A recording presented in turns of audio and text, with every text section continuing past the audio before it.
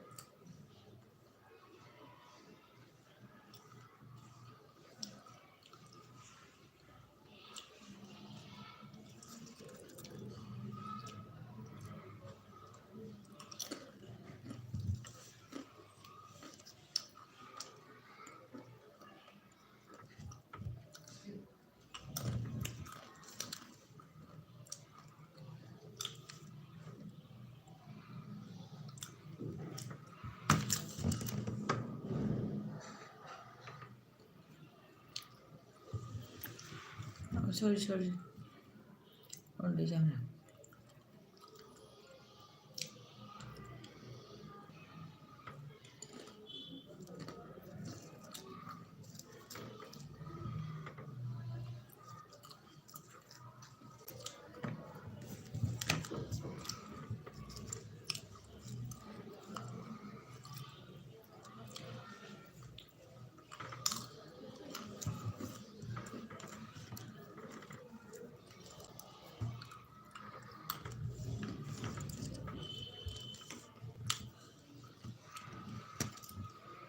Ni sino nga ito?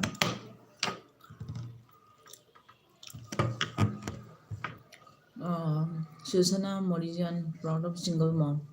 Hi, Susana, hello. Kit good morning, Ijay, good morning. Good morning, Vijen. Kari chari na ira, banana chips kara charamba. Ngasi ayukte ko khara ga nungai te ba ithomda be baduga tanuna tanu ay wi che good morning ay good morning tanu kana kai be ge jijen nan phone do banang thangalakte Sanjay Sanjam good morning che hare good morning Sanjay मैं कमाई कमाई तो नरे गया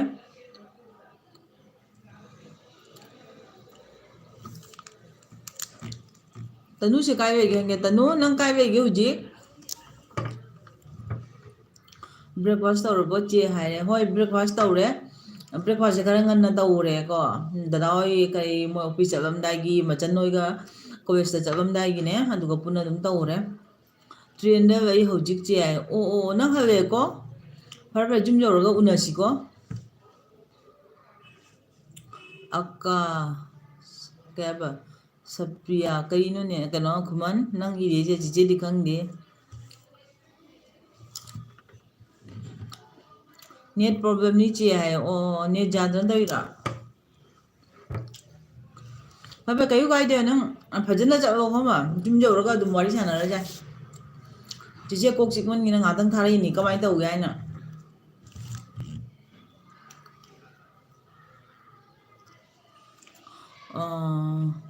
ꯀꯩ ꯍꯥꯏꯕ ꯑꯛꯀꯥ ꯀꯩꯕ ꯏꯪꯒꯦ ꯏꯔꯛꯀꯦ ꯍꯥꯏꯔ ꯀꯔꯤ ꯍꯥꯏꯅꯣ ꯅꯪ ꯍꯥꯏꯗ ꯀꯩꯅꯣ ꯈꯨꯃꯟ ꯆꯦ ꯄꯥꯕꯒ ꯉꯝꯗ꯭ꯔꯦ ꯅꯪꯒꯤ ꯃꯤꯇꯩꯔꯣꯟꯁꯦ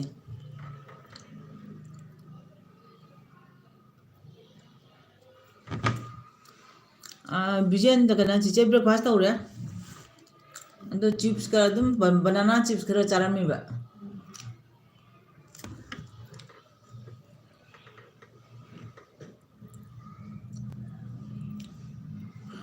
ꯕꯤꯖꯦꯟ ꯅꯪꯅ ꯅꯪꯒꯤ ꯐꯣꯟ ꯅꯝꯕꯔꯗꯣ ꯆꯤꯆꯦꯅ ꯇꯧꯔꯒ ꯑꯃꯐꯥꯎ ꯆꯪꯗꯦꯅꯦ ꯀꯔꯤꯒꯤꯅꯣ ꯑꯗꯨꯝ ꯀꯩꯅꯣꯅꯦ ꯔꯤꯡꯁꯨ ꯈꯤꯡꯉꯣ ꯌꯥꯗꯦ ꯈꯪꯕ꯭ꯔꯥ ꯑꯗꯨꯝ ꯑꯣꯇꯣꯃꯦꯇꯤꯛ ꯇꯠꯈꯤ ꯀꯩꯒꯤꯅꯣ ꯈꯪꯗꯦ ꯑꯣ ꯈꯨꯃꯟꯅ ꯉꯥꯡꯉꯤꯗꯣ ꯇꯥꯃꯤꯜꯒꯤ ꯑꯩꯈꯣꯏꯗꯤ ꯇꯥꯃꯤꯜ ꯅꯠꯇꯦꯗꯅ ꯀꯅꯥꯅ ꯃꯔꯛꯇ ꯂꯩꯔꯤꯃꯤꯅ ꯆꯦꯅꯤꯇꯥ ꯕꯦꯡꯒꯂꯣꯔ ꯇꯥꯃꯤꯜ ꯂꯦꯡꯒ꯭ꯋꯦꯖ ꯈꯪꯗ꯭ꯔꯣ ꯑꯩ ꯈꯪꯗꯦ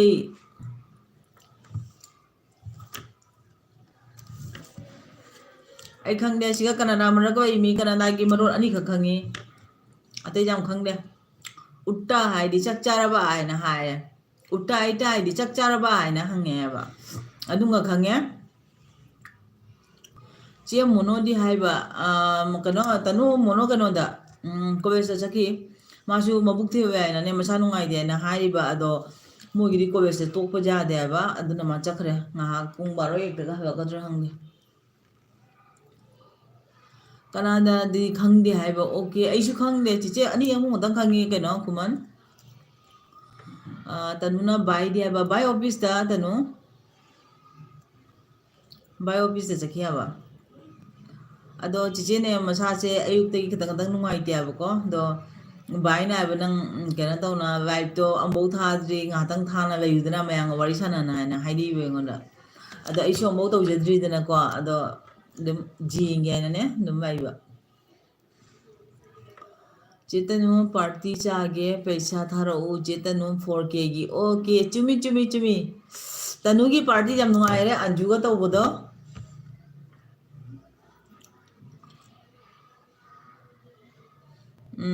ꯆꯦ ꯇꯅꯨ ꯅꯠꯇ꯭ꯔꯗꯤ ꯑꯩ ꯀꯞꯇꯣꯏꯅꯦꯅ ꯍꯥꯏꯔꯤꯕ ꯈꯨꯃꯟꯅ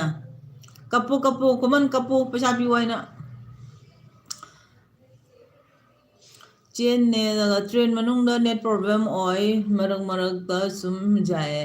ꯑꯣꯀꯦ ꯀꯩꯁꯨꯝ ꯀꯥꯏꯗꯦ ꯇꯅꯨ ꯑꯗꯨꯝ ꯆꯥꯕꯗ ꯑꯃꯈꯛ ꯑꯅꯤꯈꯛ ꯑꯗꯨꯝ ꯏꯔꯣ ꯀꯩꯁꯨꯝ ꯀꯥꯏꯗꯦ ꯅꯪꯗꯣ ꯐꯖꯅ ꯆꯠꯂꯨ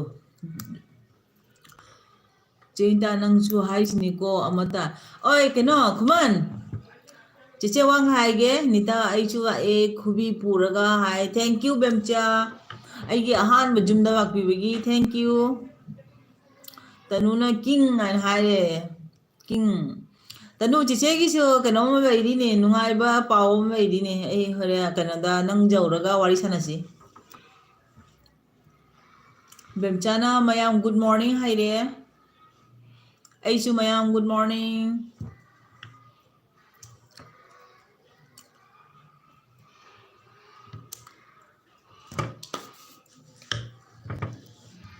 ꯅꯣꯏꯕꯨ ꯏꯪꯗ꯭ꯔꯣ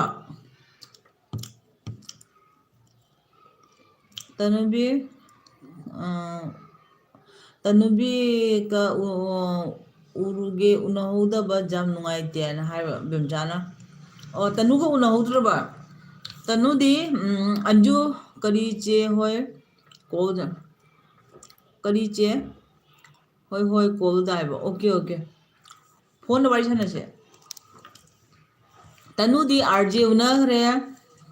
ꯑꯗꯨꯗꯒꯤ ꯑꯟꯖꯨ ꯎꯅꯈ꯭ꯔꯦ ꯕꯦꯝꯆꯥ ꯀꯩꯅꯣ ꯑꯟꯖꯂꯤ ꯎꯅꯈ꯭ꯔꯦ ꯑꯗꯨꯗꯒꯤ ꯏꯃꯣꯏꯅꯨ ꯎꯅꯈ꯭ꯔꯦ ꯑꯗꯩ ꯑꯃꯅ ꯃꯥꯏ ꯃꯅꯥꯎꯄꯤ ꯊꯣꯏꯗꯣ ꯃꯣꯏ ꯃꯌꯥꯝꯒꯤ ꯄꯥꯔꯇꯤ ꯑꯩ ꯑꯗꯨꯝ ꯌꯦꯡꯉꯦꯕ ꯌꯥꯝ ꯅꯨꯡꯉꯥꯏ ꯇꯅꯨꯗꯤ ꯌꯥꯝ ꯀꯥꯅꯤꯗ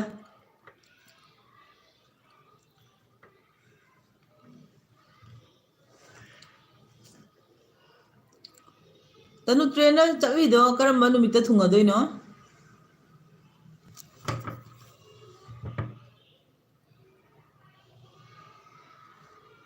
ꯆꯦ ꯕꯦꯝꯆꯥ ꯕꯁꯣꯔ ꯌꯧꯔꯦ ꯍꯥꯏꯔ ꯀꯩꯅꯣ ꯍꯥꯏ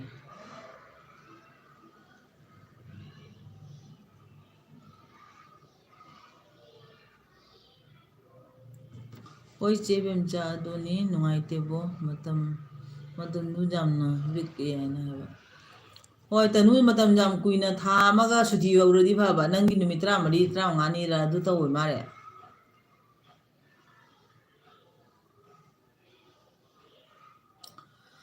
ꯃꯊꯪꯗ ꯑꯃꯨꯛ ꯃꯇꯥ ꯆꯥꯕꯗ ꯆꯠꯂꯣ ꯑꯗꯩꯗꯤ ꯈꯔ ꯌꯥꯝꯅ ꯃꯤ ꯃꯌꯥꯝꯗꯣ ꯎꯅꯕ ꯌꯥꯔꯦꯅ ꯑꯗꯣ ꯑꯩꯒꯁꯨ ꯆꯤꯆꯦꯁꯨ ꯃꯥꯔꯁꯇ ꯆꯠꯄ ꯌꯥꯏ ꯆꯤꯆꯦꯁꯨ ꯃꯥꯔꯁꯀꯤ ꯑꯣꯏꯔꯝꯗꯥꯏꯗꯒ ꯆꯠꯄ ꯌꯥꯏ ꯃꯣꯅꯣ ꯑꯇꯣꯝꯕꯤꯗꯒ ꯎꯕ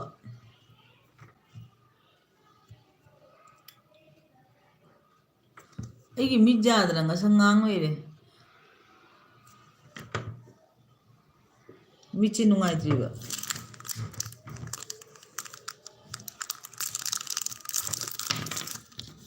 ꯀꯩꯅꯣ ꯎꯕ꯭ꯔꯥ ꯅꯪꯅ ꯄꯤꯔꯛꯄꯗꯣ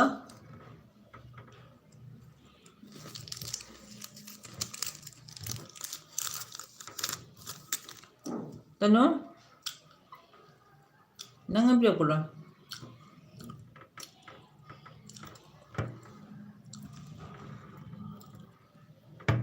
ꯕꯦꯝꯆꯥꯅ ꯑꯩ ꯂꯩꯀꯣ ꯊꯦꯡꯀ꯭ꯌꯨ ꯕꯦꯝꯆꯥ ꯋꯦꯕꯤꯌꯨ ꯉꯥꯛꯇꯪ ꯅꯪ ꯆꯥꯛ ꯊꯣꯡꯉꯕꯣ ꯗꯨꯀꯥꯟꯗ ꯆꯠꯀꯗꯕ ꯂꯩꯕ꯭ꯔꯣ ꯉꯁꯤ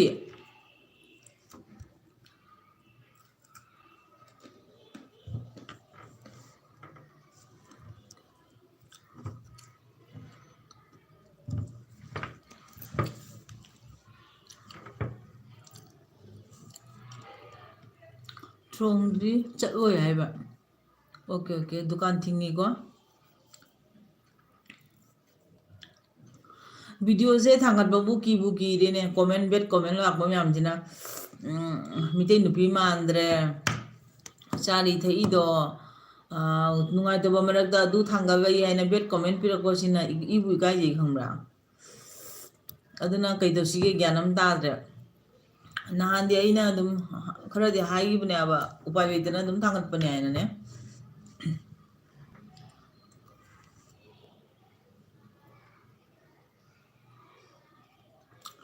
ꯃꯣꯕꯥꯏꯜꯗ ꯆꯟꯗ꯭ꯔꯦ ꯃꯃꯥꯏꯁꯦ ꯍꯥꯏꯕ ꯀꯩꯅꯣ ꯅꯛꯅ ꯐꯝꯍꯟꯅꯤꯡ ꯇꯧ ꯑꯩꯒꯤ ꯃꯥꯏꯁꯨꯇꯪ ꯄꯤ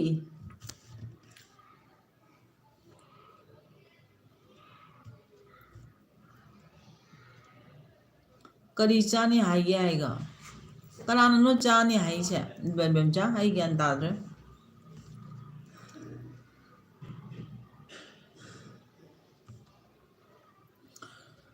ꯑꯣ ꯏꯆꯦ ꯅꯝꯕꯔꯗꯣ ꯑꯃꯨꯛꯇ ꯍꯥꯏꯔꯛꯑꯣ ꯂꯥꯛꯂꯝꯒꯅꯤ ꯍꯥꯏꯅ ꯍꯥꯏꯕ ꯑꯩ ꯍꯥꯏꯔꯛꯀꯦ ꯅꯪꯒꯤ ꯅꯝꯕꯔꯗꯣ ꯑꯩꯅꯅꯦ ꯅꯣꯠꯇꯤ ꯇꯧ ꯊꯝꯃꯦꯕ ꯑꯗꯨꯝ ꯄꯠ ꯄꯠ ꯇꯠꯂꯤ ꯀꯩꯒꯤꯅꯣ ꯈꯪꯗꯦ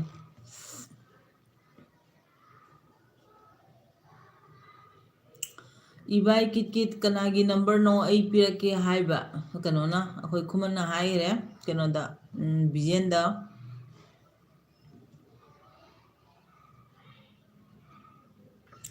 ꯕꯦꯝꯆꯥꯅ ꯃꯤꯇꯩ ꯆꯤꯟꯖꯥꯛ ꯃꯥꯟꯅꯗꯦ ꯍꯥꯏꯕꯗꯣ ꯍꯥꯏꯕ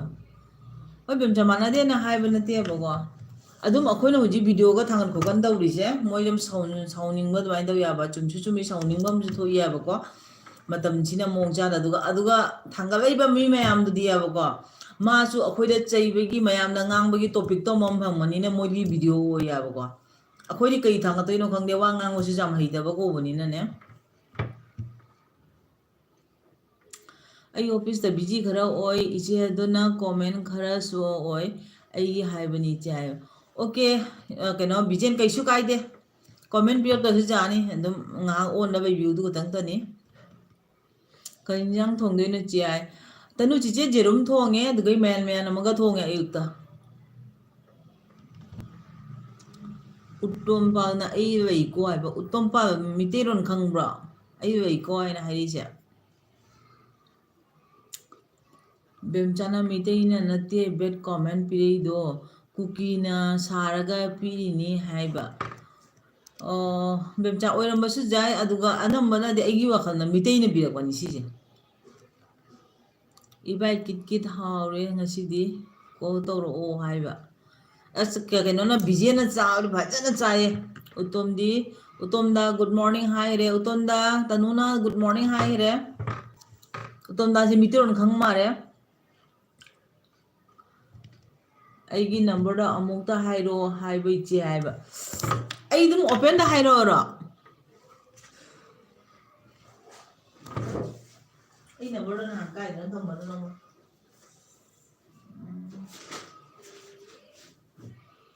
ꯅꯪꯒꯤ ꯅꯝꯕꯔꯗ ꯅꯍꯥꯟ ꯑꯩ ꯀꯥꯏꯗꯅ ꯊꯝꯕꯗꯣ ꯃꯐꯝ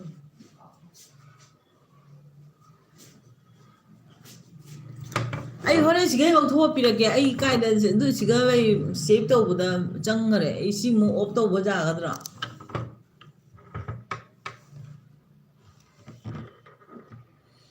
ꯈꯨꯃꯟ ꯑꯩꯒꯤ ꯀꯣꯃꯦꯟ ꯎꯕꯤꯗꯦꯀꯣ ꯍꯥꯏꯔꯦ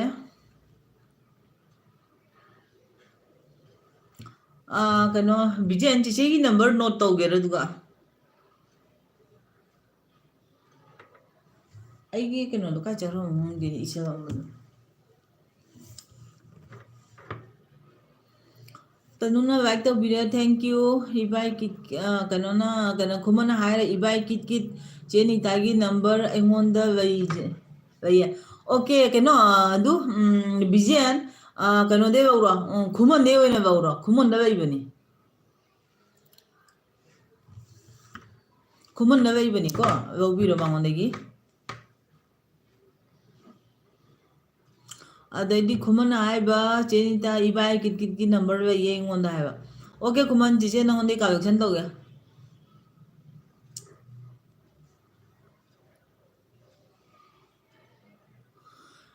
ꯕꯦꯝꯆꯥꯅ ꯃꯤꯇꯩꯂꯣꯟꯅ ꯏꯅꯔꯣ ꯅꯝꯕꯔꯗꯣ ꯃꯤꯅ ꯈꯪꯗꯅꯕ ꯍꯥꯏꯅ ꯍꯥ ꯕꯦꯝꯆꯥ ꯈꯪꯗꯦ ꯃꯤꯇꯩꯅ ꯇꯧꯔꯛꯏꯔꯥ ꯀꯨꯀꯤꯅ ꯇꯧꯔꯤꯔꯥ ꯈꯪꯗꯦ ꯕꯦꯛ ꯀꯣꯃꯦꯟ ꯑꯗꯨꯝ ꯂꯥꯛꯄꯗꯣ ꯊꯃꯣꯏꯗ ꯑꯗꯨꯝ ꯅꯨꯡꯉꯥꯏꯇꯦꯕ ꯑꯗꯨꯒꯤꯅꯤ ꯉꯁꯤꯗꯤ ꯍꯥꯏꯗꯕ ꯀꯅꯥꯅꯣ ꯀꯩꯕ ꯉꯁꯥꯏꯗꯩ ꯍꯥꯏꯗꯕ ꯈꯅꯥꯎ ꯅꯥꯔꯦ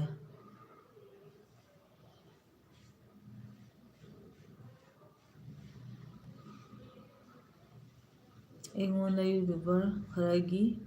ꯅꯝꯕꯔ ꯂꯩ ꯈꯨꯃꯟꯗ ꯃꯤꯒꯤ ꯅꯝꯕꯔ ꯃꯌꯥꯝ ꯂꯩꯕꯅꯤ ꯑꯦ ꯄꯦꯟꯖꯩꯁꯨ ꯂꯥꯛꯑꯦ ꯄꯦꯟꯖꯩꯅ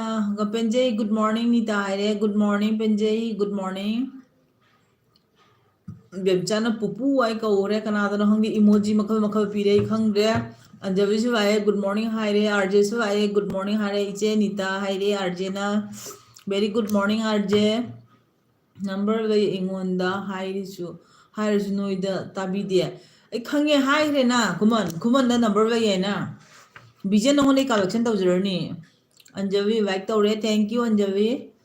ꯎꯠꯇꯣꯝꯅ ꯕꯥꯏ ꯇꯧꯔꯦ ꯕꯥꯏ ꯎꯠꯇꯣꯝꯗ ꯕꯥꯏ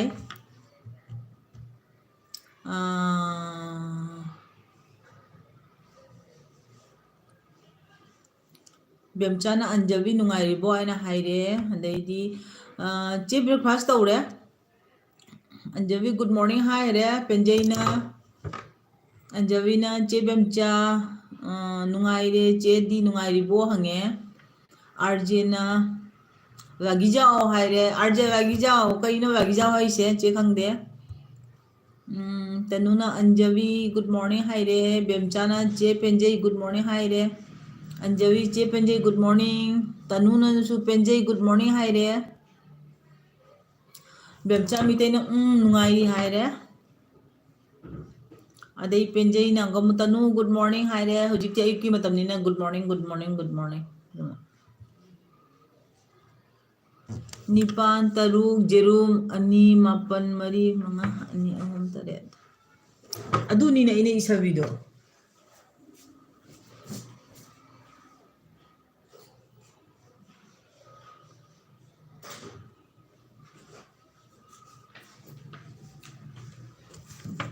ꯍꯣꯏ ꯆꯨꯝꯃꯦ ꯍꯥꯏꯕ ꯅꯪꯅ ꯄꯤꯔꯛꯏꯗꯣ ꯑꯗꯨꯒ ꯌꯥꯗꯦ ꯀꯩꯒꯤꯅꯣ ꯗꯤꯕꯤꯌꯥ ꯅꯤꯡꯊꯧꯖꯥ ꯍꯥꯏꯔꯦ ꯆꯦꯟꯇꯥ ꯒꯨꯗ ꯃꯣꯔꯅꯤꯡ ꯍꯥꯏꯔꯦ ꯗꯤꯕꯤꯌꯥ ꯒꯨꯗ ꯃꯣꯔꯅꯤꯡ ꯕꯦꯝꯆꯥꯅ ꯌꯦꯔꯨꯝ ꯍꯥꯏꯔꯦ ꯇꯅꯨꯅ ꯆꯦ ꯇ꯭ꯔꯦꯟ ꯊꯥꯔꯛꯀꯣ ꯅꯨꯡꯉꯥꯏꯇꯦ ꯑꯣꯟꯗ ꯂꯩꯒꯦꯀꯣ ꯇꯅꯨ ꯀꯩꯁꯨꯝ ꯀꯥꯏꯗꯦ ꯑꯣꯟꯗ ꯂꯩꯕꯤꯌꯨ ꯀꯩꯁꯨꯝ ꯀꯥꯏꯗꯦ ꯆꯦꯟꯇ ꯀꯣꯃꯦꯟ ꯄꯥꯕꯤꯗꯕ ꯁꯛ ꯃꯥꯏ ꯖꯦꯟꯕꯤꯌꯨ ꯅꯥꯏꯟꯁꯤꯝꯗꯤ ꯁꯛ ꯃꯥꯏ ꯏꯕꯨꯡꯉꯣ ꯍꯣꯔꯦꯟ ꯐꯣꯟꯗ ꯐꯖꯅ ꯋꯥꯔꯤ ꯁꯥꯟꯅꯔꯁꯤ ꯁꯛ ꯃꯥꯏ ꯌꯦꯡꯕ ꯍꯥꯏꯕꯨ ꯀꯩꯁꯨ ꯅꯠꯇꯦ ꯑꯩ ꯅꯪꯒꯤ ꯀꯣꯃꯦꯟꯗꯣ ꯃꯊꯛ ꯀꯥꯔꯦ ꯈꯪꯍꯧꯗ꯭ꯔꯦ ꯆꯤꯆꯦ ꯌꯥꯝ ꯍꯩꯇꯕꯗꯨꯒ RJ bro good morning haire Anjavina Divya Ningthauja Che Bemcha ai kaure Divya Ningthauja na RJ aina khorame Divya Ningthauja na Anjavi aina masu khoromore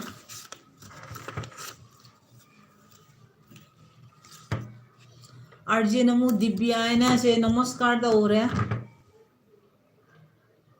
ai khwai ngangba tanba nupi ni daise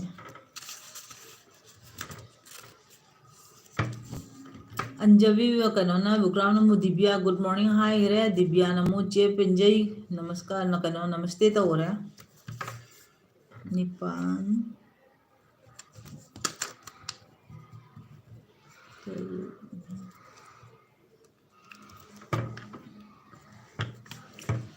Tanuna Anjavi RJ ai on ko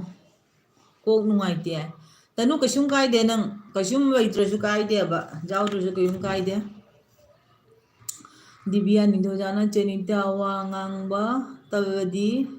jararoi haiba hoi Divya chumya ba chiche se wa che jangang ande ba khoi mung na wa ngang mi jam bei dia ba ko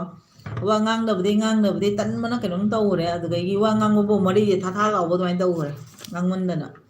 ado jam na di vibe to ka cham noi da dum ngahak nu monu kano gi marak ga ngahang ang dum thok poi wa ne ba Divya Che Penjai chak thong abo hai hange da Anjavi gram na tanu hoi hai re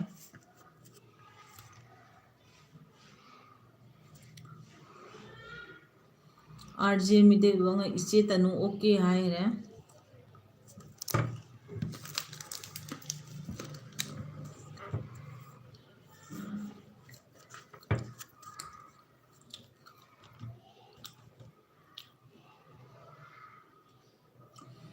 Divya Ningthauja chinta om chum ngang ready tawbani chak thong abo che gi de che gi morning da thong re Jerumam thong e de man tawre ado noi bai office chat pa gi ne chak pu jam ya ba aduna ayuk ta dum thong re ai thom ta ni ji go iri se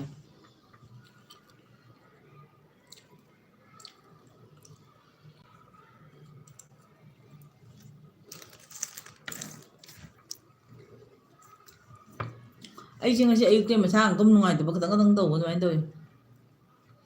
to mana ta tomba good morning ni tare good morning ta tomba Arjena iche ingbro duga haiba Arje sigane ayuk se katang ingi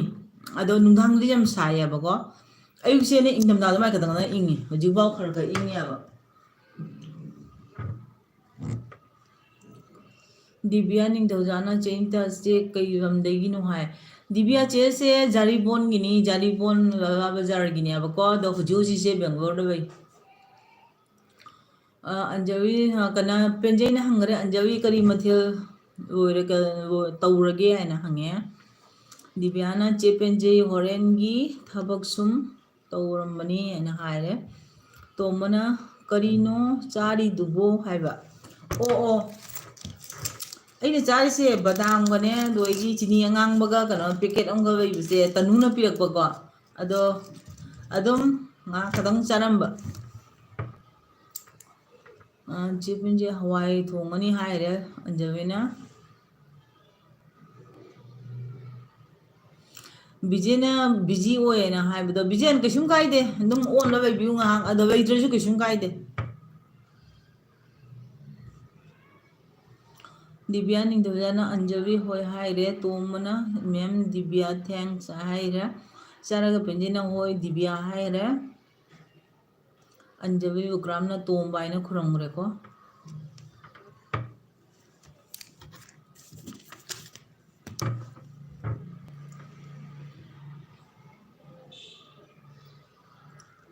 kit ki video ngarang urami haiba ngasidi ure sidi haiba tomana nita se hojik kai da no wei ri saina ai hojik wei ri se Bangalore da wei ri ni ka tomba ta tomba charaga Penjai na Anjavi hawai haibani haina haire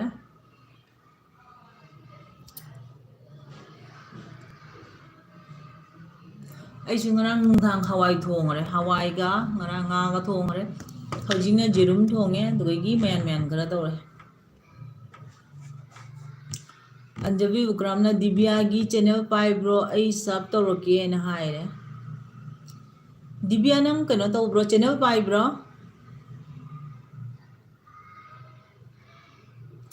ꯑꯟꯖꯕꯤ ꯎꯀ꯭ꯔꯥꯝꯅ ꯆꯦ ꯄꯦꯟꯖꯦ ꯍꯥꯏꯈ꯭ꯔꯦ ꯆꯥꯔꯒ ꯄꯦꯟꯖꯦꯅ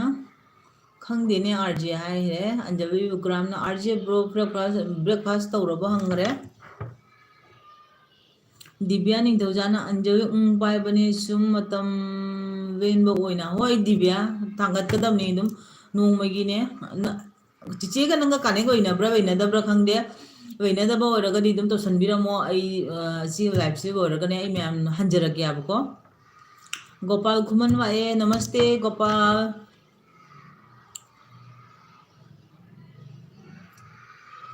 ꯑꯣ blue ꯄꯤꯔꯛꯑꯣ ꯍꯥꯏꯕ ꯅꯀꯣ ꯌꯦꯡꯒꯦ try ꯇꯧꯒꯦ ꯆꯤꯆꯦꯁꯨ ꯌꯥꯝ ꯍꯩꯇꯦ ꯅꯍꯥꯟ ꯑꯥꯔꯖꯦꯅ ꯇꯥꯛꯂꯛꯄ ꯑꯩꯉꯣꯟꯗꯀꯣ ꯑꯗꯨꯅꯅꯤ ꯌꯦꯡꯒꯦ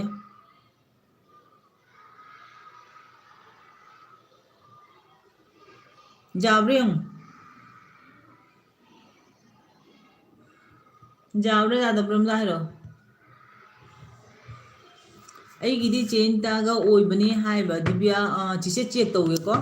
ꯑꯩꯁꯨ ꯑꯣꯏ ꯍꯥꯏꯅꯗꯤ ꯈꯟꯗꯤ ꯈꯟꯕ ꯑꯗꯨꯒ ꯈꯪꯗꯦ ꯄꯨꯔꯥ ꯀꯟꯐꯥꯔꯝ ꯇꯧꯊꯣꯛꯀꯦꯕ ꯑꯗꯩ ꯆꯥꯔꯒ ꯄꯦꯟꯖꯅ ꯋꯦꯜꯀꯝ ꯒꯣꯄꯥꯜ ꯍꯥꯏꯅ ꯍꯥꯏꯔꯦ ꯒꯣꯄꯥꯜ ꯈꯨꯃꯟ ꯂꯥꯏꯛ ꯇꯧꯈ꯭ꯔꯦ ꯊꯦꯡꯀ꯭ꯌꯨ ꯈꯨꯃꯟ ꯒꯣꯄꯥꯜ ꯀꯨꯃꯥꯔ ꯊꯦꯡꯀ꯭ꯌꯨ ꯗꯤꯕꯤꯌꯥꯅ ꯆꯦꯅꯤꯇꯥ ꯌꯥꯔꯦꯅ ꯍꯥꯏꯕ ꯑꯣꯀꯦ ꯏꯕꯥꯏ ꯂꯥꯛꯑꯦ ꯍꯥꯏ ꯏꯇꯩꯃꯅꯤꯇꯥ ꯍꯥꯏꯔꯦ ꯍꯥꯏ ꯍꯜꯂꯣ ꯏꯕꯥꯏ ꯅꯣꯏ ꯍꯧꯖꯤꯛ ꯇꯅꯨꯒ ꯅꯕꯥꯅꯤ ꯇ꯭ꯔꯦꯟꯗ ꯂꯩ ꯍꯥꯏꯅ ꯑꯩ ꯄꯥꯎ ꯐꯪꯉꯦ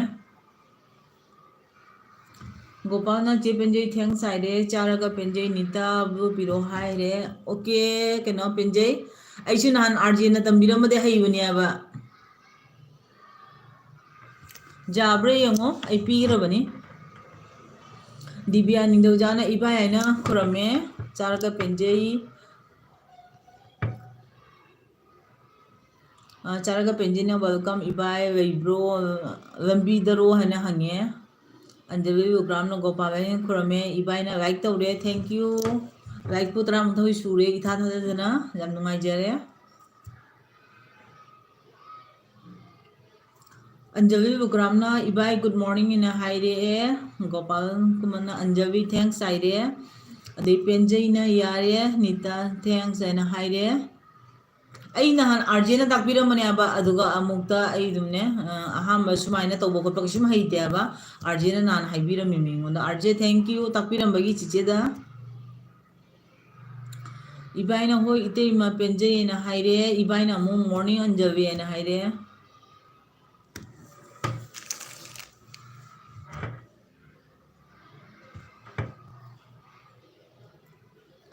ꯑꯟꯖꯕꯤꯅ ꯆꯦ ꯄꯦꯟꯖꯩꯒꯤ ꯃꯨꯕꯥꯡ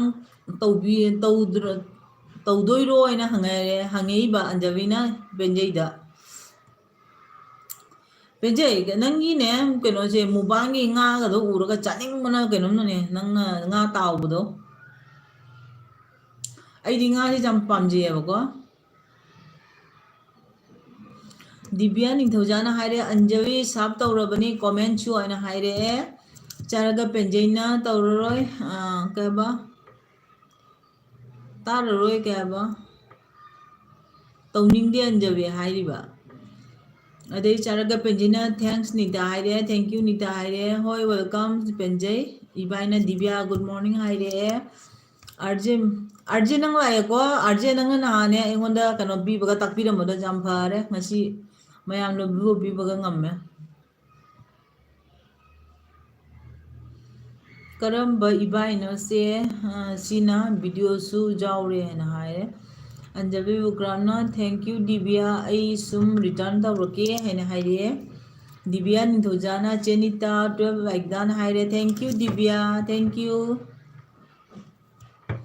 ꯗꯤꯕꯤꯌꯥꯅ ꯑꯟꯖꯂꯤ ꯍꯣꯏ ꯍꯥꯏꯅ ꯍꯥꯏꯔꯛꯑꯦ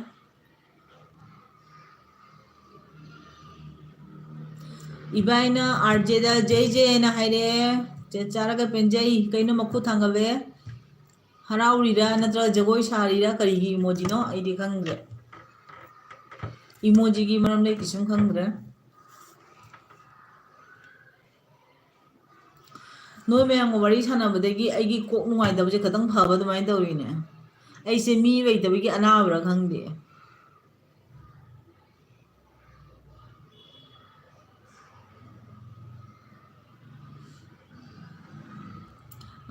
ꯒꯣꯄꯥꯜ ꯈꯨꯃꯟꯅ ꯖꯥꯡꯃꯨꯅꯦ ꯍꯥꯏꯕ ꯖꯒꯣꯏꯅꯦꯅ ꯍꯥꯏꯕ ꯑꯣꯀꯦ ꯑꯣꯀꯦ ꯖꯒꯣꯏꯅꯦ ꯍꯥꯏꯕ ꯑꯣ ꯑꯣ ꯑꯣ ꯖꯒꯣꯏ ꯁꯥꯔꯤꯕ ꯗꯤꯕꯤꯌꯥ ꯅꯤꯡꯊꯧꯖꯥꯅ ꯏꯕꯥꯏ ꯆꯥꯛ ꯆꯥꯔꯕ ꯍꯥꯏꯅ ꯍꯪꯉꯦ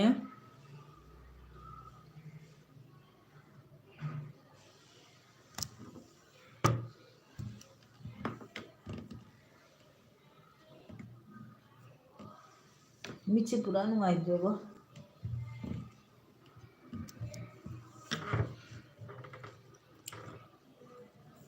ꯑꯗꯩꯗꯤ ꯄꯦꯟꯖꯩꯅ ꯅꯨꯡꯁꯤꯕꯒꯤ ꯏꯃꯣꯖꯤ ꯑꯃ ꯄꯤꯔꯦ ꯂꯥꯎꯀꯤ ꯅꯤꯡꯊꯧ ꯀꯩꯅꯣꯅ ꯗꯤꯕꯤꯌꯥꯅ ꯒꯣꯄꯥꯜ ꯍꯥꯏꯅ ꯈꯨꯔꯝꯃꯦ ꯕꯦꯝꯆꯥ ꯃꯤꯇꯩꯅ ꯑꯩ ꯂꯩꯀꯣ ꯂꯥꯛꯂꯦꯅ ꯍꯥꯏꯔꯦ ꯊꯦꯡꯀ꯭ꯌꯨ ꯕꯦꯝꯆꯥ ꯑꯥꯔꯖꯦꯅ ꯏꯕꯥꯏ ꯍꯥꯏꯅ ꯀꯧꯔꯦ ꯀꯩꯅꯣ ꯑꯥꯔꯖꯦꯅ ꯁꯨꯃꯥꯏꯅ ꯇꯧꯔꯒ ꯈꯗꯥꯡꯉꯝꯃꯦꯅ ꯏꯕꯥꯏ ꯍꯥꯏꯅ ꯀꯧꯔꯦ ꯆꯥꯔꯒ ꯄꯦꯟꯖꯩꯅ ꯒꯨꯗ ꯃꯣꯔꯅꯤꯡꯒꯤ ꯏꯃꯣꯖꯤ ꯄꯤꯈ꯭ꯔꯦ ꯕꯦꯝꯆꯥꯅ ꯗꯤꯕꯤꯌꯥ ꯒꯨꯗ ꯃꯣꯔꯅꯤꯡ ꯍꯥꯏꯔꯛꯑꯦ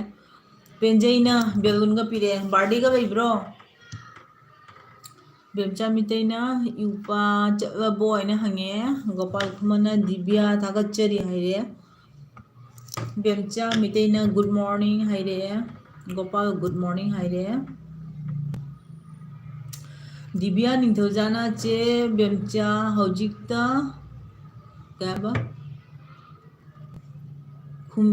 ꯈꯨꯃꯩꯕ ꯍꯥꯏꯅ ꯍꯥꯏꯔꯦ ꯑꯟꯖꯕꯤꯅ ꯆꯦ ꯄꯦꯟꯖꯩ ꯍꯥꯏꯅ ꯔꯨꯜꯁ ꯑꯃ ꯄꯤꯔꯛꯑꯦ ꯄꯦꯟꯖꯩ ꯗꯥꯟꯁ ꯇꯧꯈ꯭ꯔꯦ ꯒꯣꯄꯥꯜ ꯈꯨꯃꯟ ꯆꯦ ꯕꯦꯝꯆꯥ ꯃꯣꯔꯅꯤꯡ ꯍꯥꯏꯔꯦ ꯑꯩꯈꯣꯏꯒꯤ ꯁꯨꯃꯥꯏꯅ ꯇꯧꯔꯤꯁꯤꯁꯨ ꯄꯩꯁꯥ ꯐꯪꯗꯕ ꯌꯨꯇ꯭ꯌꯨꯕꯇ ꯇꯧꯔꯤꯁꯤ ꯅꯨꯡꯉꯥꯏꯕꯝꯅꯤ ꯅꯠꯇ꯭ꯔꯥ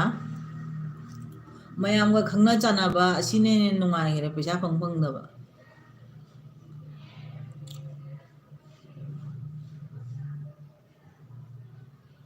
ꯗꯤꯕꯤꯌꯥ ꯑꯩ ꯀꯩꯕ ꯉꯥ ꯂꯧꯕ ꯆꯠꯂꯨꯕ ꯀꯣ ꯍꯥꯏꯅ ꯍꯥꯏꯔꯦ ꯆꯥꯔꯒ ꯄꯦꯟꯖꯩꯅ ꯑꯟꯖꯂꯤ ꯍꯥꯏꯔꯦ ꯒꯤꯐꯀ ꯄꯤꯔꯦꯅꯦ ꯗꯥꯟꯁ ꯇꯧꯔꯒ ꯑꯥꯔꯖꯦꯅ ꯏꯆꯦ ꯕꯦꯝꯆꯥ ꯀꯥꯏꯗ ꯆꯠꯂꯨꯒꯦ ꯍꯥꯏꯅ ꯍꯪꯉꯦ ꯃꯥ ꯉꯥ ꯂꯩꯕ ꯆꯠꯂꯨꯔꯤꯔꯥ ꯀꯩꯅꯣꯝ ꯇꯧꯔꯦ ꯕꯦꯝꯆꯥꯅ ꯃꯅꯨꯡꯉꯥꯏ ꯑꯃꯅꯤ ꯃꯌꯥꯝ ꯎꯅꯕꯁꯦ ꯍꯥꯏꯕ ꯍꯣꯏ ꯕꯦꯝꯆꯥ ꯄꯩꯁꯥ ꯐꯪꯗꯕ ꯃꯌꯥꯝꯒ ꯈꯪꯅ ꯆꯥꯟꯅꯕꯁꯤꯁꯨ ꯅꯨꯡꯉꯥꯏꯕꯝꯅꯤ ꯗꯤꯕꯤꯌꯥ ꯅꯤꯡꯊꯧꯖꯥꯅ ꯆꯦ ꯕꯦꯝꯆꯥ ꯑꯣ ꯍꯥꯏꯔꯦ ꯕꯦꯝꯆꯥ ꯃꯤꯇꯩꯅ ꯉꯥ ꯂꯧꯕ ꯎꯛꯄ ꯍꯥꯏꯔꯦ ꯑꯟꯖꯕꯤꯅ ꯆꯦ ꯄꯦꯟꯖꯩ ꯊꯦꯡꯀ꯭ꯌꯨ ꯍꯥꯏꯔꯦ ꯏꯕꯥꯏꯅ ꯑꯣ ꯑꯥꯔꯖꯦ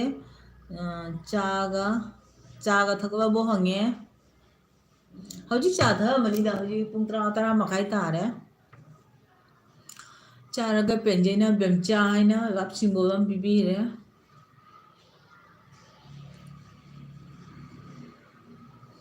ꯄꯦꯟꯖꯩ ꯉꯁꯤ ꯀꯔꯤ ꯍꯤꯟꯖꯥꯡ ꯊꯣꯡꯗꯣꯏꯒꯦ ꯑꯟꯖꯕꯤꯅ ꯏꯕꯥꯏ ꯔꯥꯙꯦ ꯔꯥꯙꯦ ꯍꯥꯏꯔꯦ ꯑꯥꯔꯖꯦꯅ ꯏꯕꯥꯏ ꯆꯥ ꯊꯛꯂꯦ ꯕꯖꯥꯔ ꯆꯠꯂꯦ ꯍꯥꯏꯅ ꯍꯥꯏꯔꯦ ꯑꯥꯔꯖꯦ ꯀꯔꯤ ꯃꯊꯦꯜ ꯇꯧꯔꯛꯇꯣꯏꯅꯣ ꯉꯁꯤ ꯀꯔꯤ ꯃꯨꯛꯕꯥꯡ ꯑꯣꯏꯗꯣꯏꯅꯣ ꯉꯁꯤꯅ ꯑꯩꯅ ꯅꯍꯥꯟ ꯅꯪꯉꯣꯟꯗꯔ ꯀꯩꯅꯣ ꯀꯣꯃꯦꯟ ꯇꯧꯈꯤꯕꯗꯣ ꯈꯖꯤꯡ ꯊꯣꯡꯕ ꯆꯥꯔꯧ ꯍꯥꯏꯅ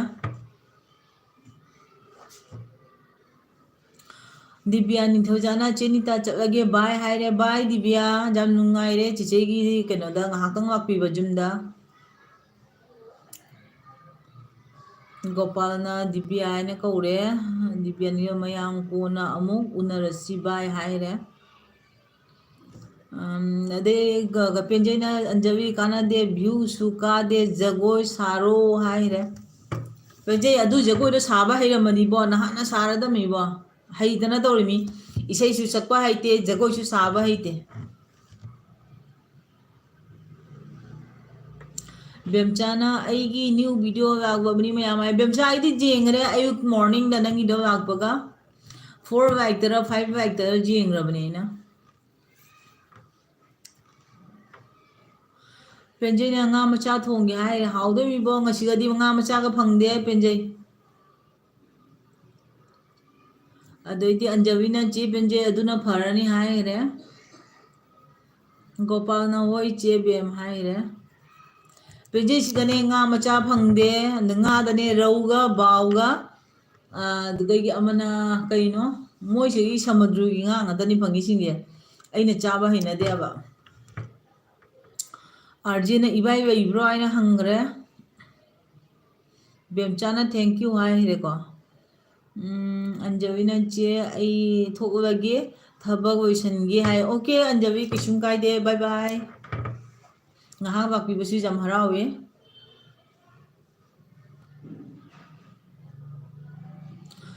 ꯀꯩꯅꯣꯅ ꯏꯕꯥꯏꯅ ꯑꯥꯔꯖꯦ ꯀꯔꯤ ꯀꯔꯤ ꯌꯥꯎꯔꯛꯇꯣꯏꯅꯣꯅ ꯍꯪꯈ꯭ꯔꯦ ꯆꯥꯔꯒ ꯄꯦꯟꯖꯤꯅ ꯅꯤꯇꯥ ꯑꯩꯈꯣꯏ ꯁꯤꯒꯗꯤ ꯄꯩꯔꯦ ꯂꯩꯗꯕꯒꯤ ꯋꯥꯅꯤ ꯍꯥꯏꯕ ꯑꯣꯀꯦ ꯄꯦꯟꯖꯩ ꯆꯨꯝꯃꯤꯌꯥꯕ ꯑꯩꯈꯣꯏꯅ ꯍꯥꯟꯅ ꯖꯥꯔꯤꯕꯣꯟꯗ ꯌꯨꯝꯗ ꯂꯩꯔꯤꯉꯩꯗꯗꯤ ꯉꯥꯒꯤ ꯉꯥ ꯉꯥꯛꯇ ꯅꯨꯃꯤꯠ ꯈꯨꯗꯤꯡꯒꯤ ꯃꯈꯜ ꯃꯈꯜ ꯆꯥꯕ ꯐꯪꯉꯤ ꯑꯩꯗꯤ ꯉꯥꯁꯦ ꯈꯔ ꯄꯥꯝꯖꯩꯌꯦꯕꯀꯣ ꯑꯗꯣ ꯁꯤꯒ ꯂꯥꯛꯄꯗꯒꯤ ꯉꯥꯒꯁꯦ ꯔꯧꯒ ꯕꯥꯎꯒ ꯃꯦꯀ꯭ꯔꯦꯜꯒ ꯑꯍꯨꯝꯁꯦ ꯆꯥꯏ ꯑꯇꯩꯁꯤꯅ ꯆꯥꯅꯤꯡꯉꯥꯏ ꯂꯩꯇꯦ ꯑꯗꯣ ꯑꯃꯗꯤ ꯍꯥꯏꯌꯦꯕꯀꯣ ꯑꯩꯈꯣꯏ ꯁꯤꯗꯒꯤ ꯑꯥꯗ ꯈꯔ ꯊꯥꯞꯅ ꯆꯠꯂꯒꯗꯤ ꯑꯆꯧ ꯑꯆꯧꯕ ꯃꯐꯝ ꯂꯩꯌꯦꯅ ꯍꯥꯏꯌꯦꯕ ꯉꯥ ꯌꯣꯟꯕꯒꯤ ꯑꯗꯨꯒꯗꯤ ꯀꯅꯥ ꯃꯇꯝ ꯐꯪꯅꯗꯕꯅꯤꯅ ꯆꯠꯇ꯭ꯔꯦ ꯏꯅꯥꯛꯇ ꯂꯩꯕꯗꯣ ꯑꯗꯨꯗꯅꯤ ꯆꯥꯔꯤꯕ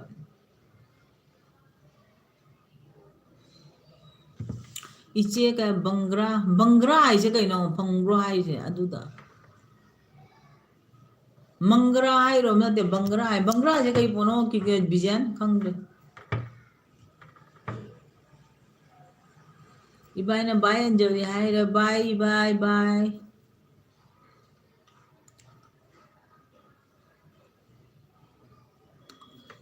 ꯍꯥꯏꯕꯤꯁꯦ ꯅꯪꯒꯤ ꯕꯪꯒ꯭ꯔꯥ ꯍꯥꯏꯁꯦ ꯀꯩ ꯐꯥꯎꯅꯣ ꯕꯪꯒ꯭ꯔꯥ ꯉꯥꯔꯣ ꯀꯩꯅꯣ ꯑꯥꯔꯖꯦꯅ ꯏꯆꯦ ꯑꯟꯖꯕꯤ ꯕꯥꯏ ꯍꯥꯏꯔꯦ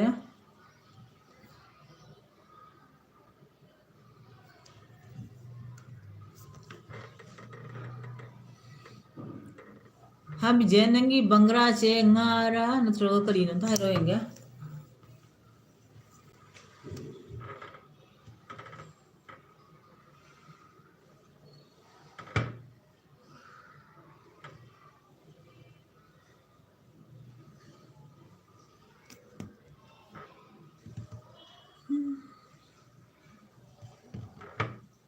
ꯁꯃꯨꯗ꯭ꯔꯒꯤ ꯉꯥꯅꯤ ꯏꯆꯦ ꯍꯥꯏꯕ ꯑꯣꯀꯦ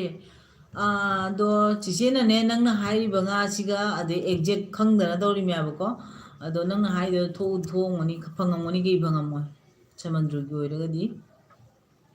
ꯆꯤꯆꯦ ꯈꯪꯗꯕ ꯁꯃꯨꯗ꯭ꯔ ꯉꯥ ꯌꯥꯝ ꯆꯥ ꯌꯥꯗꯦ ꯑꯩꯁꯦ ꯑꯦꯛꯆꯨꯋꯦꯂꯤ ꯌꯨꯔꯤꯛ ꯑꯦꯁꯤꯠ ꯌꯥꯝꯅ ꯂꯩꯌꯦꯕꯀꯣ ꯌꯨꯔꯤꯛ ꯑꯦꯁꯤꯠ ꯌꯥꯝꯅ ꯑꯣꯏꯕ ꯄ꯭ꯔꯣꯇꯤꯟꯒꯤ ꯀꯩꯅꯣꯁꯤ ꯌꯥꯝꯅ ꯍꯦꯟꯕꯀꯣ ꯑꯗꯨꯅ ꯉꯥꯗꯅꯦ ꯁꯃꯨꯗ꯭ꯔꯒꯤ ꯉꯥꯒꯨꯝꯕ ꯌꯦꯔꯨꯝꯒꯨꯝꯕ ꯑꯗ ꯁꯥ ꯉꯥ ꯌꯥꯝ ꯆꯥ ꯌꯥꯗꯦꯕꯀꯣ ꯑꯗꯣ ꯑꯩꯁꯦ ꯉꯥꯗꯤ ꯊꯥꯗꯣꯛꯄ ꯉꯝꯗꯕ ꯑꯗꯨꯒ ꯌꯦꯔꯨꯝꯁꯨ ꯌꯥꯝ ꯆꯥꯗꯦ ꯑꯗꯒꯤ ꯑꯇꯣꯞ ꯑꯇꯣꯞꯄ ꯁꯥ ꯉꯥ ꯌꯥꯝ ꯆꯥꯗꯦꯕ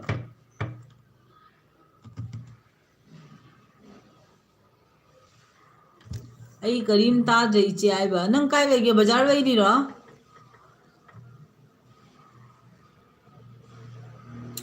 ꯆꯥꯔꯒ ꯄꯦꯟꯖꯩꯅ ꯅꯤꯇꯥ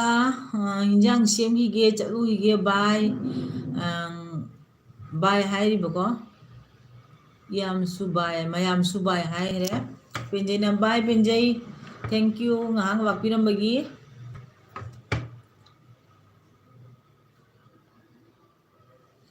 ꯑꯥꯔꯖꯦꯅ ꯑꯩ ꯀꯔꯤꯝ ꯇꯥꯗ꯭ꯔꯦ ꯏꯆꯦ ꯍꯥꯏꯕ ꯍꯣꯏ ꯑꯥꯔꯖꯦ ꯀꯩꯁꯨꯝ ꯀꯥꯏꯗ꯭ꯔꯦ ꯅꯪ ꯕꯖꯥꯔ ꯆꯠꯂꯨꯏ ꯍꯥꯏꯔꯕꯅꯤꯅ ꯆꯠꯂꯣ ꯀꯩꯅꯣ ꯇꯧꯔꯛꯑꯕ ꯑꯃꯨꯛ ꯀꯩꯅꯣ ꯇꯧꯔ ꯀꯣꯟꯅ ꯎꯅꯔꯒ ꯂꯣꯏꯔꯦ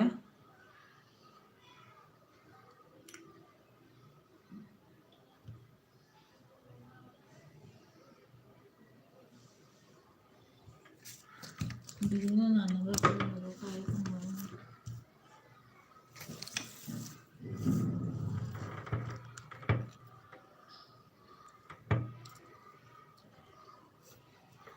ꯑꯥꯔꯖꯦꯅ ꯑꯣꯟ ꯍꯥꯏꯔꯦ ꯑꯣꯟ ꯀꯩꯁꯨꯝ ꯀꯥꯏꯗꯦ ꯑꯥꯔꯖꯦ ꯊꯦꯡꯀ꯭ꯌꯨ ꯑꯣꯟ ꯂꯩꯕꯤꯕꯒꯤ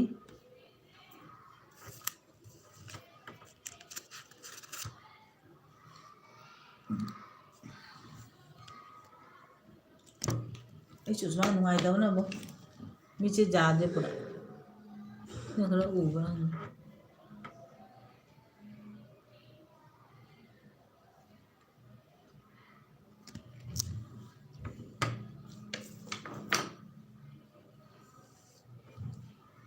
ꯁꯃꯨꯗ꯭ꯔꯒꯤ ꯉꯥ ꯆꯥꯔꯒꯦ ꯍꯥꯏꯔꯗꯤ ꯆꯥꯒꯦ ꯍꯥꯏꯔꯗꯤ ꯕꯪꯒ꯭ꯔꯥ ꯇꯥꯕꯦ ꯆꯥꯎ ꯑꯗꯨꯅ ꯍꯥꯎꯕꯅꯤ ꯏꯆꯦ ꯑꯣ ꯆꯤꯆꯦ ꯈꯪꯗꯕꯅꯤꯅ ꯅꯪ ꯑꯝꯇꯪ ꯅꯪꯒꯤ ꯃꯣꯕꯥꯏꯜꯗꯒ ꯐꯪꯉꯗꯤꯅꯦ ꯅꯪ ꯁ꯭ꯀ꯭ꯔꯤꯟ ꯁꯣꯠ ꯇꯧꯔꯒ ꯍꯣꯔꯦꯟ ꯋꯥꯆꯞꯇ ꯊꯥꯔꯛꯑꯣ ꯑꯣꯀꯦ ꯑꯣꯀꯦ ꯀꯩꯅꯣ ꯅꯪ ꯍꯥꯏꯗꯣ ꯕꯤꯖꯦꯟ ꯆꯤꯆꯦ ꯈꯪꯉꯦ ꯅꯪꯒꯤꯗꯣ ꯃꯦꯀ꯭ꯔꯦꯜ ꯑꯣꯏꯔꯝꯒꯅꯤ ꯃꯦꯀ꯭ꯔꯦꯜ ꯍꯥꯏꯅꯅꯦ ꯏꯁꯥ ꯃꯅꯝ ꯅꯝꯕ ꯌꯥꯕ ꯑꯟꯖꯨꯅ ꯍꯥꯏ ꯆꯦ ꯒꯨꯗ ꯃꯣꯔꯅꯤꯡ ꯍꯥꯏꯔꯦ ꯑꯟꯖꯨ ꯌꯥꯝ ꯅꯨꯡꯁꯤꯌꯦ ꯂꯥꯛꯄꯤꯕꯒꯤ ꯒꯨꯗ ꯃꯣꯔꯅꯤꯡ ꯅꯪ ꯀꯩ ꯑꯌꯨꯛꯀꯤ ꯕ꯭ꯔꯦꯛꯐꯥꯁꯀ ꯇꯧꯔꯕꯣ ꯇꯧꯔꯝꯃꯅꯤ ꯅꯣꯏꯗꯤ ꯉꯟ ꯉꯟ ꯇꯧꯕꯅꯤꯅꯀꯣ ꯑꯉꯥꯡꯁꯤꯡ ꯂꯩꯕꯅꯤꯅ ꯁ꯭ꯀꯨꯜ ꯆꯠꯅꯕ ꯈꯣꯠꯅꯕ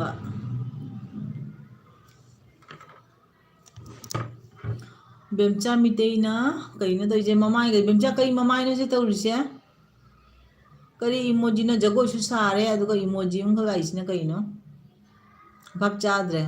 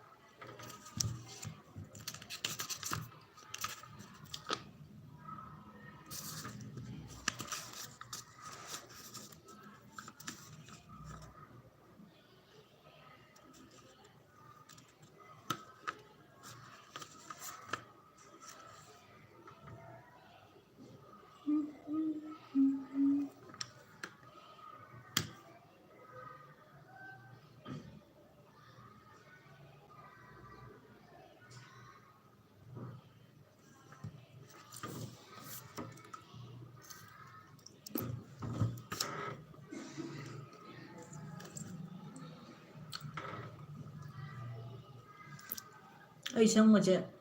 ꯊꯥꯎ ꯇꯤꯡꯒꯅ ꯇꯩꯁꯜꯂꯒ ꯂꯨꯕꯤꯗ꯭ꯔꯤ ꯏꯪꯕꯅ ꯑꯌꯨꯛꯇꯅꯦ ꯀꯣꯛ ꯎꯕ ꯉꯝꯗ꯭ꯔꯦ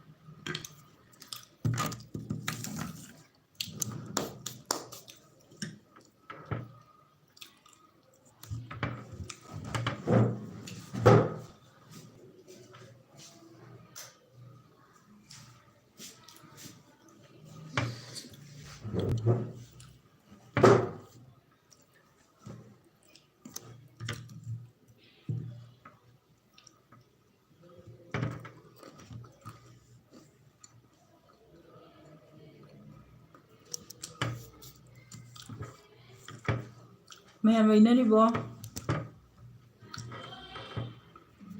कॉमेंट अमता लाक्ट्रे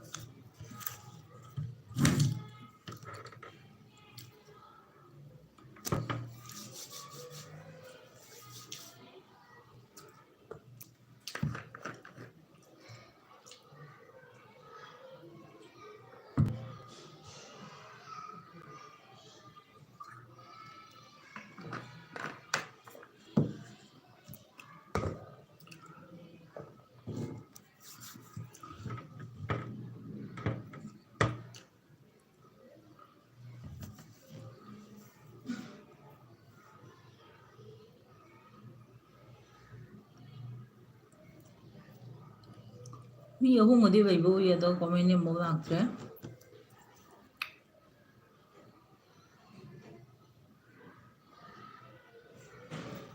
श्री कृष्ण गोविंद हरे हरे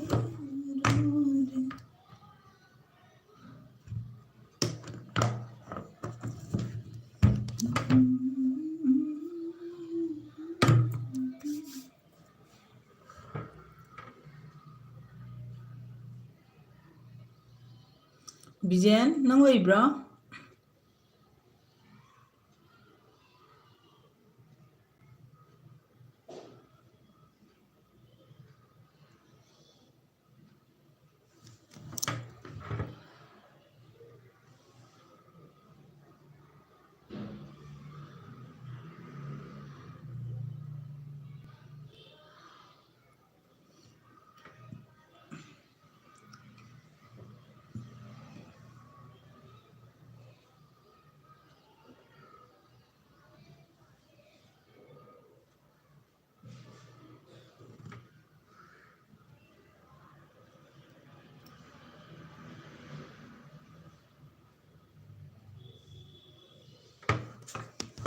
ഞാൻ താഹോ ഇസി ശക്തി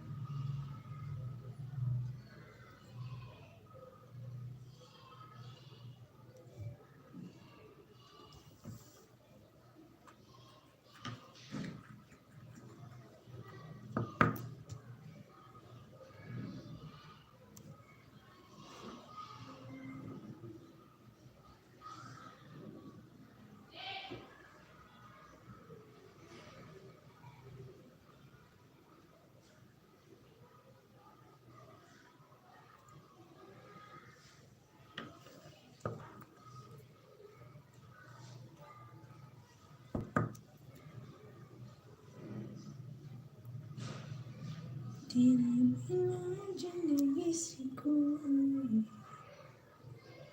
शिकवा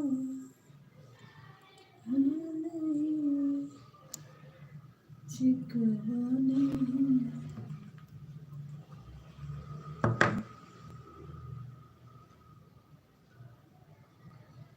तुम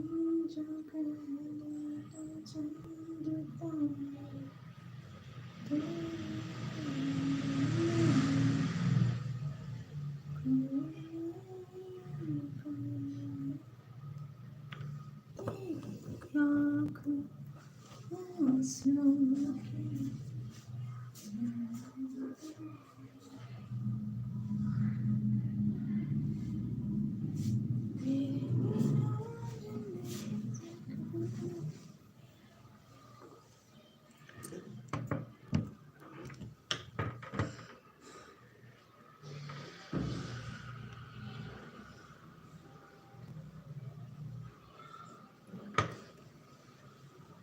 comment number laktre actually hujik chak thoma matamni thabak kana matamni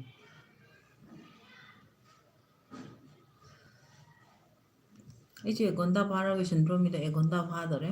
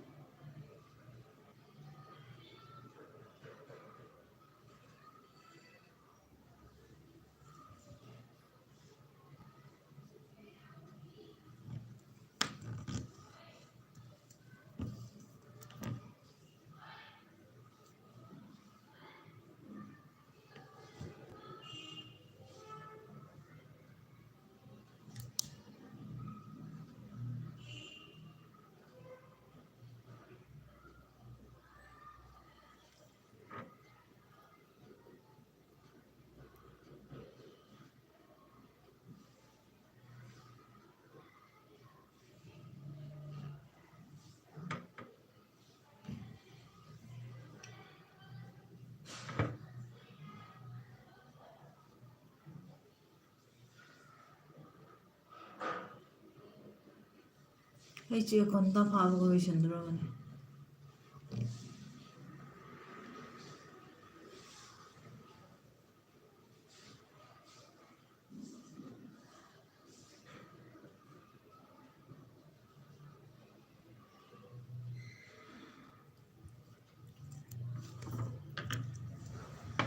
Hare Ram, Hare Ram,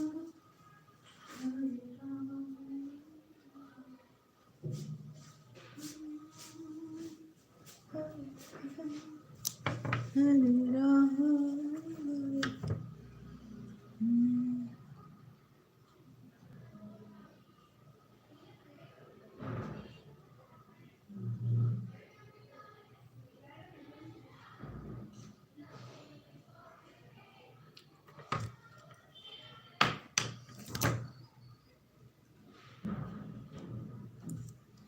54 minutes. Okay. One kananda 1 hour bhab ga hoishagani 13 ka like bhab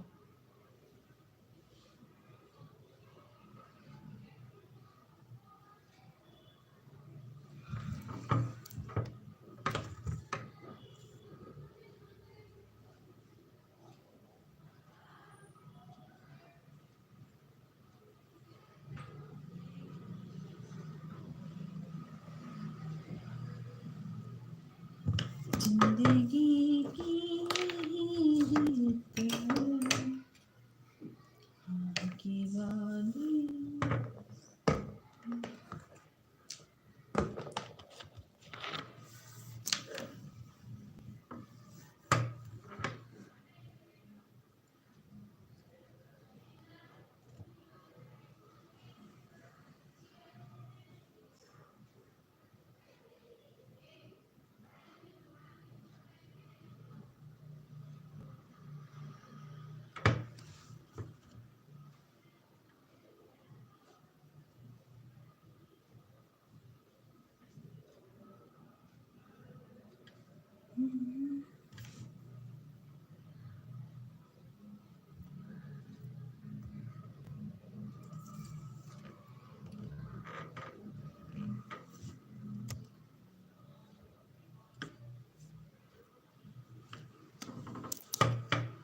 ꯑꯩꯅ ꯃꯦꯁꯦꯖꯁꯦ ꯑꯃꯐꯥꯎ ꯎꯗꯕ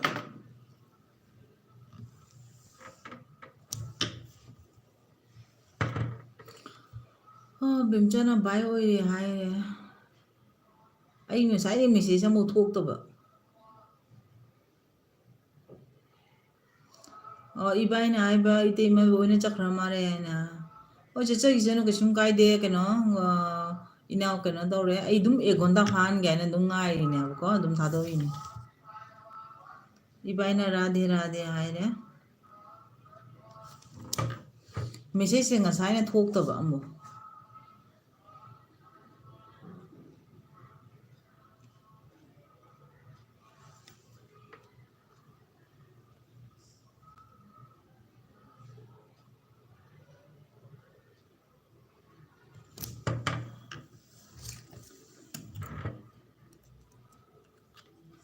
ꯑꯩ ꯁꯤꯗꯤ ꯃꯤ ꯑꯗꯨꯝ ꯊꯕꯛ ꯀꯟꯅꯕꯅꯦꯕ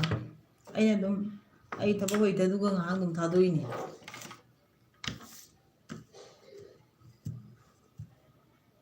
57 minute 3 minutes ꯈꯛꯇꯪ ꯉꯥꯏꯔꯦ 1 hour ꯄꯨꯔꯥ ꯐꯥꯕꯒꯦ ꯍꯥꯏꯅ ꯇꯧꯔꯤꯅꯦ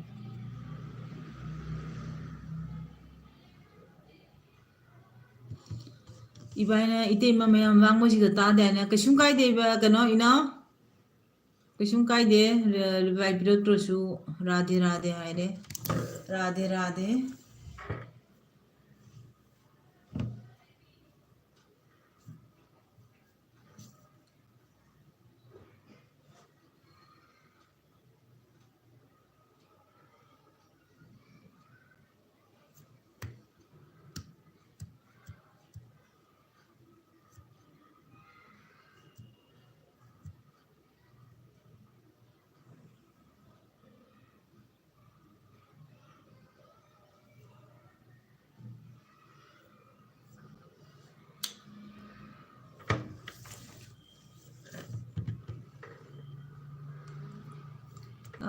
ꯐꯔꯦ ꯏꯕꯥꯏ ꯀꯩꯅꯣ ꯏꯅꯥꯎꯅꯦ ꯐꯖꯅ ꯇꯥꯅꯨꯅꯕꯅꯤ ꯐꯖꯅ ꯆꯠꯂꯣ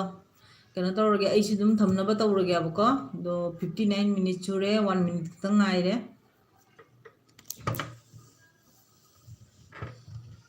ꯖꯤꯝ ꯌꯧꯔꯒ ꯑꯗꯨꯝ ꯋꯥꯔꯤ ꯁꯥꯟꯅꯔꯁꯦ ꯍꯥꯏꯕꯀꯣ ꯌꯧꯔꯒ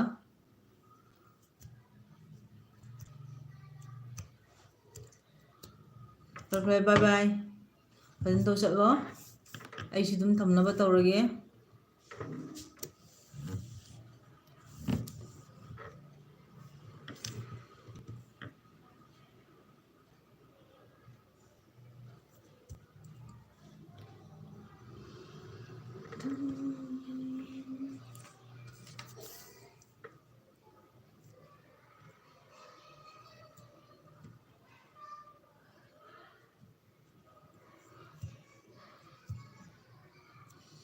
ꯊꯦꯡꯛ ꯌꯨ ꯉꯥꯏꯍꯥꯛ ꯀꯩꯅꯣ ꯇꯧꯕꯤꯔꯝꯕꯒꯤ 이때매기 ꯉꯥꯏꯍꯥꯛ ꯁꯞꯄꯣꯔꯠ ꯇꯧꯕꯤꯔꯝꯕꯒꯤꯗꯃꯛꯇ ꯊꯦꯡꯛ ꯌꯨ ꯑꯗꯣ ꯆꯦ ꯑꯩꯁꯤ ꯀꯩꯅꯣꯁꯨ ꯊꯝꯃ 이때매ꯁꯨ ꯊꯝꯃꯒꯦ 4 5 6 7 8 9 10 thank you bye bye